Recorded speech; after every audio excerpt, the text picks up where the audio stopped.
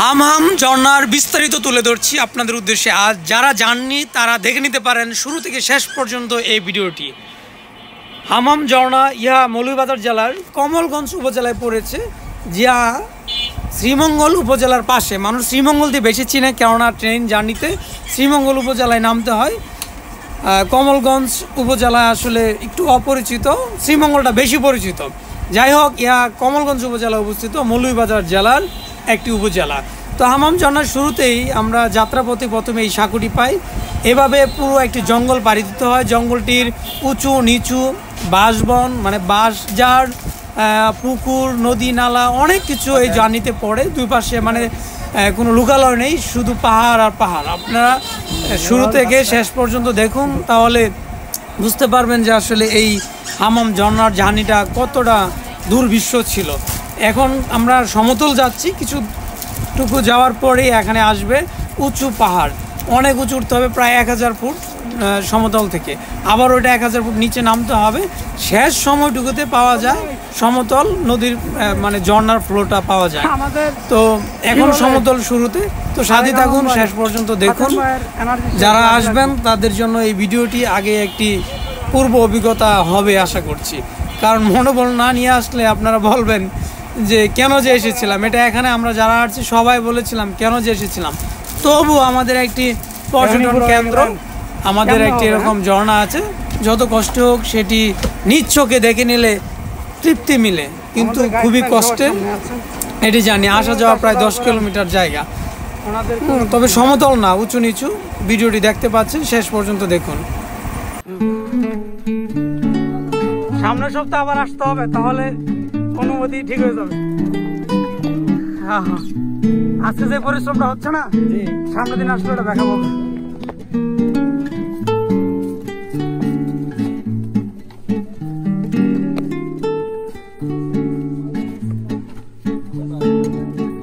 দেড় কিলোমিটার হাইটা লাগছে, সমস্যা নেই।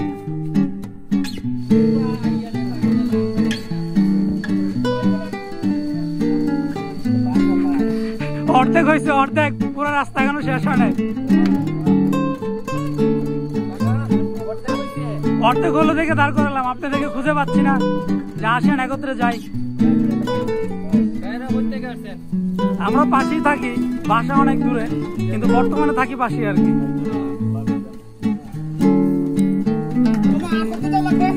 আমার অফিসার বসে গেছে, এই যে আমার অফিসার বসে গেছে।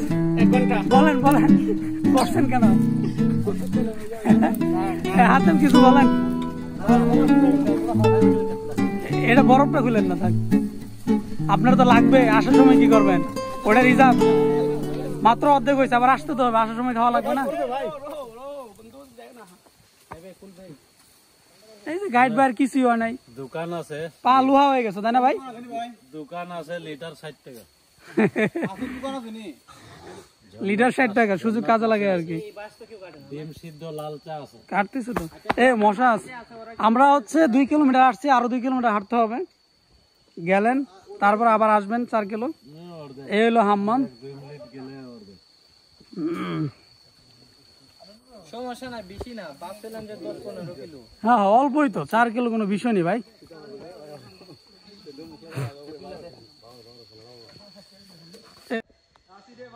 এ রাজাক ভাই কই? এ হাতেম ভাই কই? দেখি দেখি। এ নীলকান্ত দা, এ কতটুকু গভীর? হ্যাঁ এ ভাই, বন্ধু যাইতে কত লাগবে? 10 মিনিট। কয় কিলো ভাই এখান থেকে নি? এ ভাই কি অবস্থা? ঠিকঠাক আছেন তো? আসেন আসেন, একা একা এনার্জি আরো কমে যায়, দলগত হলে এনার্জি একটু বেশি থাকে। ওই যে ওদের দেখাই যাচ্ছে না, অনেক গভীর, সেই উপর থেকে সেই নিচ পর্যন্ত নামা লাগতেছে, এরকম প্রায় উঠা নামা। সুতরাং হামহাম ঝর্ণা দেখার আনন্দ, ভাই সাবধান পিছলা, হামহাম ঝর্ণা দেখার আনন্দ হচ্ছে কষ্ট মনে একটু বেশি। তারপর এটা অ্যাডভেঞ্চার যাদের পছন্দ তাদের জন্য কোনো সমস্যা নেই, তারা নির্ভয়ে আসতে পারেন। আর অনেক মশা টশা আছে, দাঁড়াইছি, মশা বেড়ে ধরছে।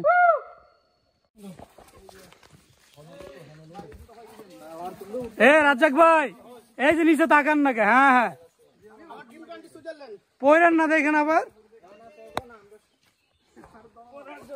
হ্যাঁ নীলকান্ত দেখা যাচ্ছে।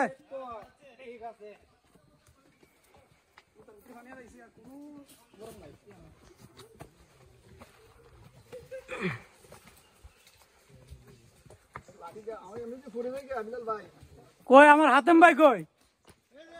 উঠতে পারছেন তো নাকি? হায় রে হায়, কত গভীর। ফোনে গভীরতাটা বোঝা যায় না, মনে হয় যেন ফ্ল্যাট, কিন্তু এটা যে কত গভীর। দাঁড়ালে আবার মশা ধরে, দাঁড়ালেই মশা ধরে, বহুত গভীর।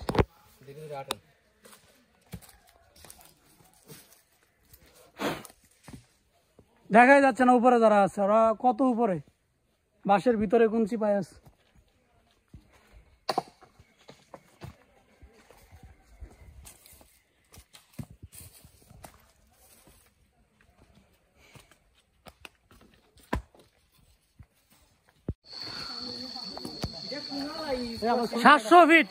সাতশো ফিট নিচ থেকে আমরা নামলাম।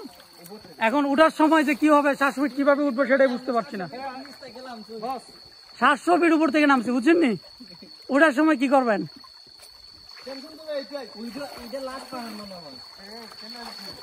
এখন হচ্ছে হেঁটে যেতে হবে পানি দিয়ে, তো এটা একটু ভালো লাগতেছে, দেখেন পানি আছে ঠান্ডা। হাম যাওয়ার পথে আর হাফ কিলো আছে, তো আমরা 700 ফুট উপর থেকে নেমেছি। এদিক দিয়ে এখন হচ্ছে পানি দিয়ে পাথর টাথর আছে, হেঁটে হেঁটে যাওয়া যাবে, এখন ভালো লাগবে। এদিক দিয়ে এখন হেঁটে গেলে ভালো লাগবে, পানি পাথর, অনুভূতি চমৎকার। 700 ফুট উপর থেকে নামছি। ভাই আপনি বলেন আর কতটুকু আছে দূরত্ব? আর কতটুকু আছে? 10 মিনিট। এখন হচ্ছে পুরোটা এরকম। আচ্ছা আচ্ছা, মেয়েদের জন্য কিছু বলেন, মেয়েরা যদি দেখতে আসতে চায় এই জায়গায় কি করবে?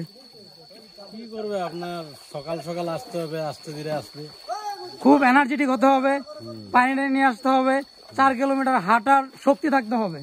আর সমতল না যেহেতু, এরকম 700 ফিট উপর থেকে নামার জন্য যে মনোবল দরকার, সেই মনোবলটা নিয়ে আসতে হবে।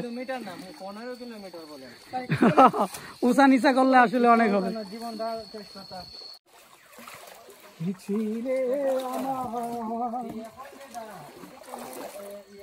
কি আজকে কি ছিল আমার মনে পড়তেছে এখানে পানিতে এসে।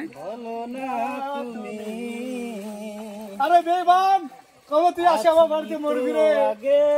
পরে পরে আদম ভাই পরে এখনো আমি বলেন না কেন? ওরে বেঈমান, তুই যদি এই চিন্তায় ছিল, তুই আমার কেন কথা দিস? ধরছি আর আপনি মরেন না আবার। মশা বসে, ধোয়া উঠতেছে। আমরা তাহলে এরকম রাস্তা বেয়ে বেয়ে চলে আসলাম ঝর্ণার কাছে। যেহেতু পানি যাচ্ছিল, মানে ঝর্ণার পানি যাচ্ছিল, এটা আমরা আগে থেকে বলতেছি।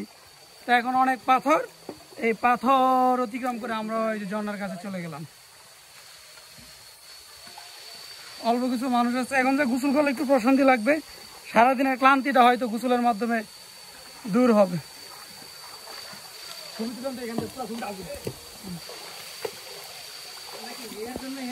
ঝর্ণার পাশে তো ধোয়া কিসের রে ভাই? কষ্ট লাঘব করতেছে নি?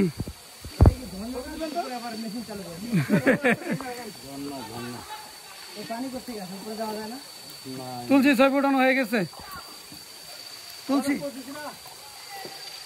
ভিডিওর মধ্যে ছবি ক্লিক দিয়ে দিচ্ছি, কোনো সমস্যা নাই।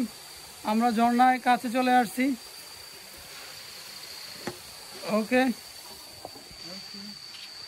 এই ছিল আমাদের রাস্তা।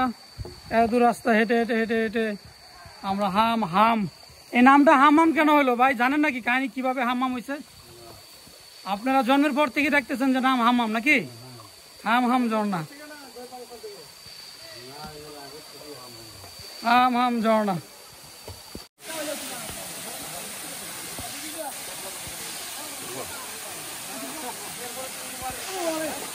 লেবু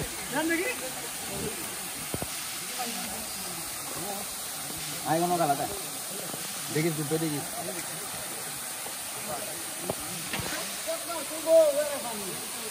দেখতে রাস্তা লইনি দেখি ঝর্ণার শব্দ দেখতে রাস্তা লইনি ঝর্ণা দেখা যায় আস্তা আমারে করো যোগাসন লে একটা দিলা দেখলে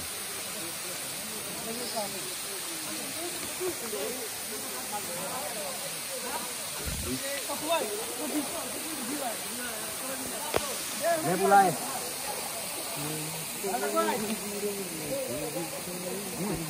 একটু বাইরে দিল মানে আজকে জমা দেয়া গেছে কিন্তু সাইডে গেছে না সাইডে দেয়া গেছে একটু চালাতে আর একটু চালাতে এই যে এখানে সামনে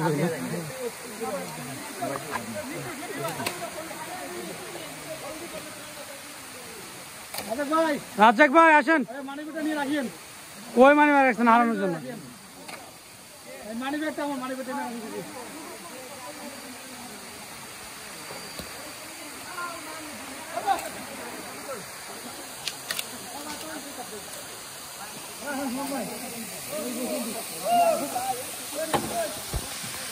চলো